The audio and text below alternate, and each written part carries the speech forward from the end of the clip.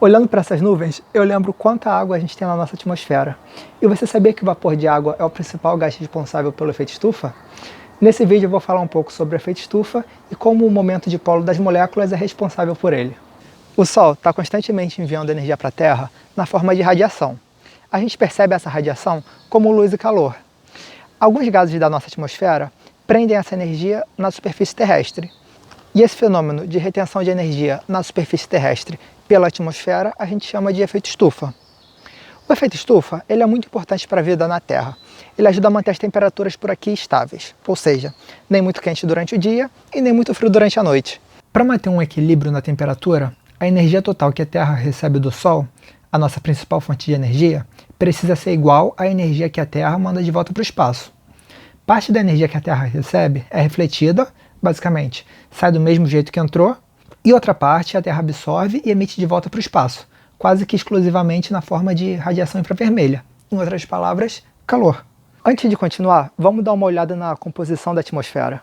O ar seco é composto principalmente por gás nitrogênio, aproximadamente 78%, e gás oxigênio, cerca de 21%.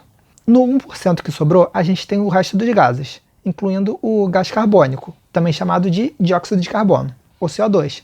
Bom, isso é falando apenas do ar seco. A quantidade de água na atmosfera varia muito, mas a média é de 1%. O gás oxigênio e o gás nitrogênio são os principais componentes da atmosfera, mas eles não causam efeito estufa. Quem causa efeito estufa é a água e outros gases que vão compor menos de 1% da nossa atmosfera. Para entender melhor esse fenômeno, primeiro a gente precisa entender como as moléculas interagem com radiação infravermelha. As moléculas só conseguem absorver radiação com energias específicas. Se a energia da radiação for diferente, seja para mais ou para menos, a molécula não vai conseguir absorver essa radiação. E por energia eu estou me referindo ao comprimento de onda, mas estou falando de energia só para ficar uma coisa um pouco mais simples. A Terra emite radiação basicamente na faixa de energia do infravermelho. O infravermelho é responsável principalmente por aumentar a vibração das moléculas. Esse aumento de vibração só pode acontecer se a radiação conseguir mudar o momento de polo da molécula. O momento de polo mostra a polaridade das moléculas. Ele acontece quando os elétrons das ligações não estão sendo compartilhados de uma forma igualitária. Isso gera uma diferença na carga parcial dos átomos. Aí, apesar da molécula não ter uma carga propriamente dita, ela vai ter uma região com uma carga parcial positiva e outra região com uma carga parcial negativa. Então, resumindo o vídeo até aqui, para uma molécula poder causar o efeito estufa, a radiação infravermelha precisa causar uma mudança no momento de polo dessa molécula. Tá, e o que afeta esse momento de polo? Um fator importante é a diferença de eletronegatividade entre os átomos. Essa diferença vai fazer com que os elétrons da ligação fiquem mais próximos de um átomo do que de outro. Assim, o átomo mais eletronegativo fica com uma carga parcial negativa e deixa o outro átomo com uma carga parcial positiva. Outro fator que também influencia na polaridade da molécula é a posição dos átomos, ou seja, a geometria dela. Primeiro vamos dar uma olhada nos dois gases mais abundantes da atmosfera, o gás nitrogênio, N2, e o gás oxigênio, O2.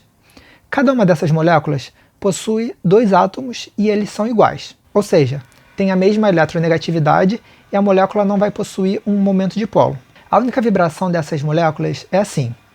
Essa vibração não vai criar um momento de polo e as moléculas vão permanecer apolares. Então elas não absorvem radiação infravermelha.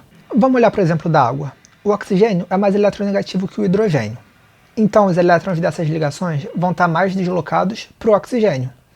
Essas setas mostram a direção dos elétrons.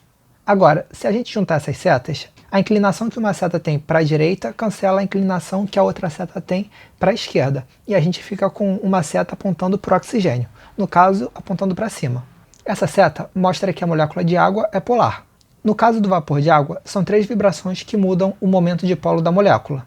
O esticamento simétrico das ligações OH, o esticamento assimétrico e o movimento de tesoura. As animações dessa parte ficaram muito boas, né não?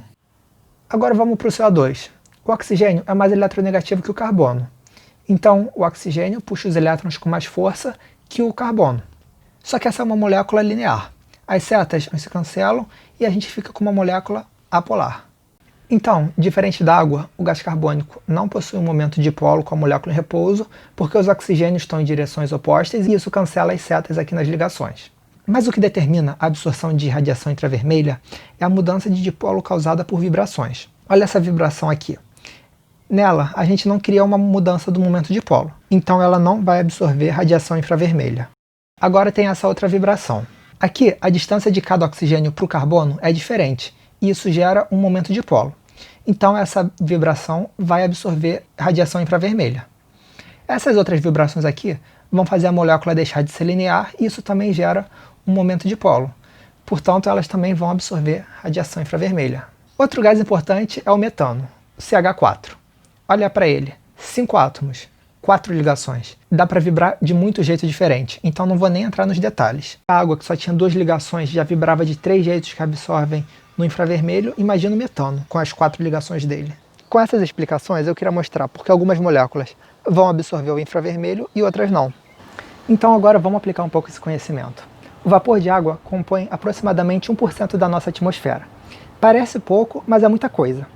A energia que a Terra emite para o espaço é basicamente uma faixa de energia que a água não consegue absorver. E isso causa um efeito estufa natural, que é responsável por manter as temperaturas do nosso planeta estáveis. Se a gente aumenta a concentração atmosférica de um gás que só absorve em faixas de energia que a água também absorve, ele não vai fazer muita diferença para o efeito estufa. O gás carbônico está naturalmente presente na atmosfera e ele consegue absorver a radiação em faixas de energia que a água não consegue. Então, quando a gente emite gás carbônico, a gente está aumentando a retenção de energia na Terra e, consequentemente, a temperatura. Comparando com outros gases do efeito estufa, o gás carbônico está presente em relativamente altas concentrações. Apesar de boa parte dele ser absorvida pelos oceanos, o que ajuda a amenizar o efeito estufa, ele ainda continua sendo um dos principais causadores desse efeito. Agora imagina gases que não estão presentes naturalmente na atmosfera, como os CF6, ou então que estão presentes, mas em concentrações baixíssimas, como metano e óxido nitroso. Eles absorvem faixas de energia que não são naturalmente muito retidas na nossa atmosfera.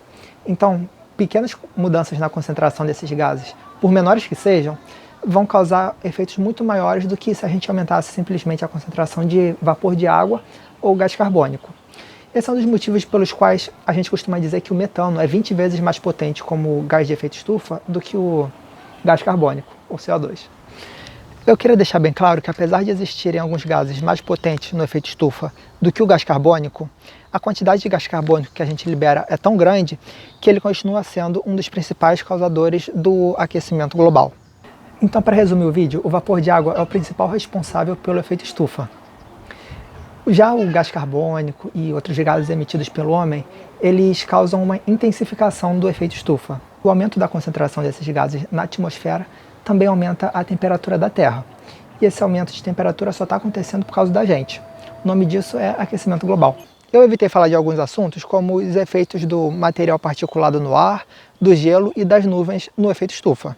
Aqui eu queria focar mesmo nos gases e como o momento de polo das moléculas que compõem esses gases causa o efeito estufa.